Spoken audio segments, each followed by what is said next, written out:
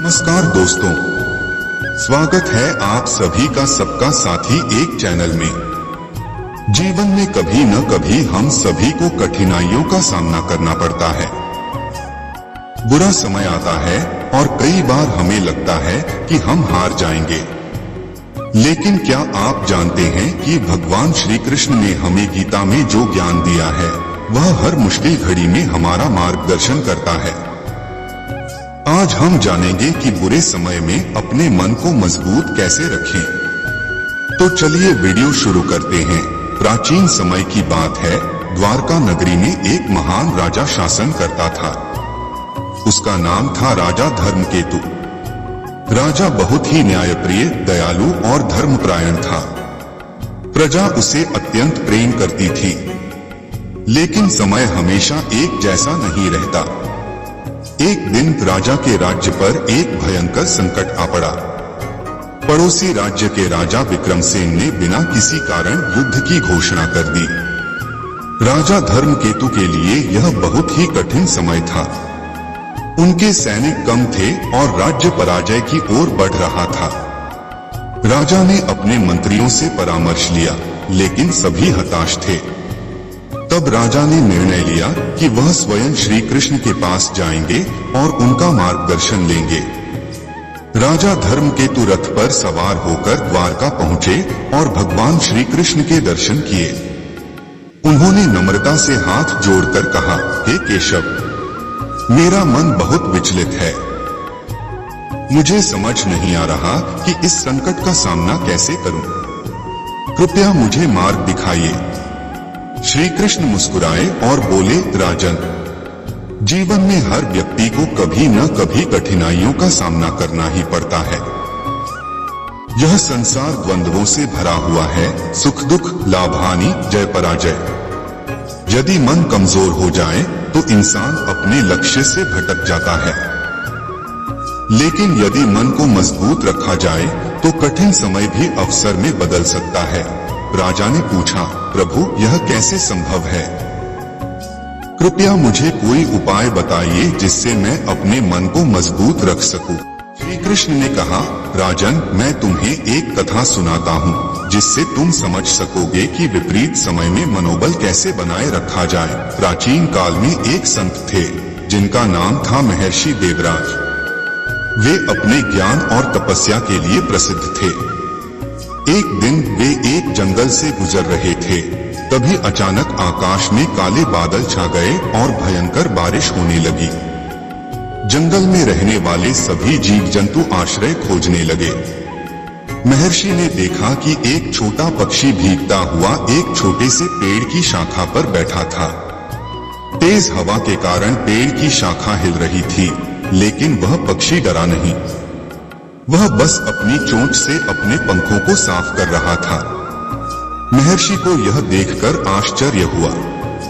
उन्होंने ध्यान से देखा और मन ही मन सोचा, इतनी भयंकर बारिश और तेज तूफान में भी यह नन्हा पक्षी विचलित नहीं हुआ।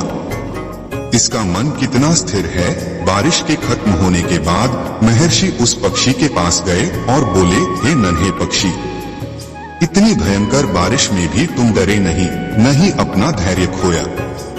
इसका क्या कारण है? पक्षी मुस्कुराया और बोला, हे ऋषिवर, यह बारिश और तूफान मेरे नियंत्रण में नहीं है। यदि मैं डरकर भागता तो भी क्या कुछ बदल जाता। मैं बस यही सोचता हूँ कि जब संकट आता है तब धैर्य रखना ही सबसे अच्छा उपाय है। अगर मैं घबराता तो अपने मन की शांति खो देता। महर्षि देवराज को इस छोटे पक्षी की बात से गहरा ज्ञान प्राप्त हुआ। वे समझ गए कि बुरे समय में भी जो धैर्य और आत्मविश्वास बनाए रखता है वही सच्चा विजेता होता है। श्री कृष्ण राजा धर्मकेतु से बोले, राजन, इस छोटे पक्षी से हमें यह सीख मिलती है कि बुरे समय में हमें विचलित नहीं होना चाहिए।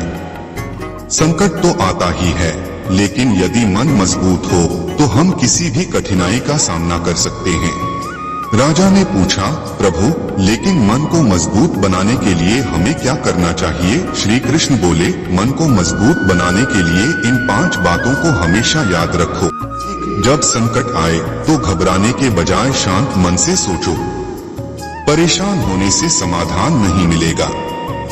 2 हर कठिनाई में भी कुछ न कुछ सीखने को मिलता है, इसे अवसर की तरह देखो।